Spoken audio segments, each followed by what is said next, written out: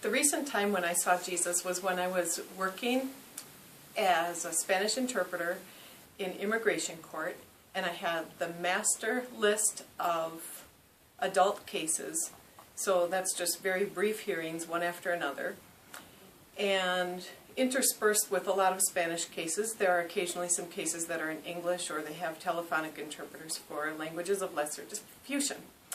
And the time that I saw Jesus was during one of those English cases where I was just on a little break waiting for the next case to come up. And before all of the people on this case, it was master list for detained hearings, so all of the people were in detention. They come in their orange jumpsuit with their hands chained and their feet chained, the whole 9 yards. And when the guards radioed down to the guards on the inside of the detention center to bring up the next person, his defense attorney started talking with the assistant general counsel, that's the government attorney, to talk about the case, and they were talking specifically about whether they needed a new country report, because the country report, which tells what the conditions are and if the person can be sent back to the country, was 6 years old. And the assistant general counsel was saying, we don't need a new country report, the one we've got is fine. And the defense attorney was saying, we do need a new country report. Conditions are very bad. He can't go back there. Now, I know the country he was from, and it's a country that we all have heard about in the news. It's a very dangerous place to go back to. I would never send anybody back to that country. So they brought the respondent out, and he sat down at the defense table, and his attorney made a record, on the record, of some injustice that had happened in the procedures between the last hearing and the current hearing.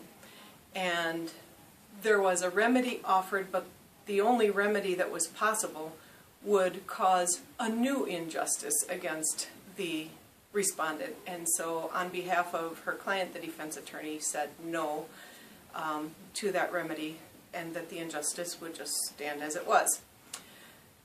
So they were arguing about the issue of the country report, and basically saying, oh, it's not that big of a deal, he can be sent back where he came from, it's okay. I found out in the process of hearing the proceedings that this person had been granted asylum back 8 years ago. And in the intervening years between when he was granted asylum and when he was put in that orange jumpsuit, he had committed a felony crime. And I don't know what the crime was, because that wasn't at issue, so they didn't discuss it, but a felony is a high level of crime. So I don't know what he committed. But as they were discussing, and somewhat flippantly talking about sending him back to an extremely dangerous country. This happens after they've completed their sentence here in the United States for whatever crime they committed. I was just picturing what would happen to him if he went back to that country, having been in the United States, and what could possibly happen to him, and the horrible things that could happen to him. It's a place where towns were burned to the ground and families fled suddenly, sometimes getting separated from each other, children walking by themselves for months trying to find a place of shelter if they survived at all. Family members not knowing if each other even survived. A horrible place to go back to. And as all these arguments are going on, I'm just picturing him going back there and how helpless he is, just sitting there at the defense table, and these decisions are going to be made for him. And this is when I saw Jesus, not sitting at the defense table with him, but hanging next to him on the defense table.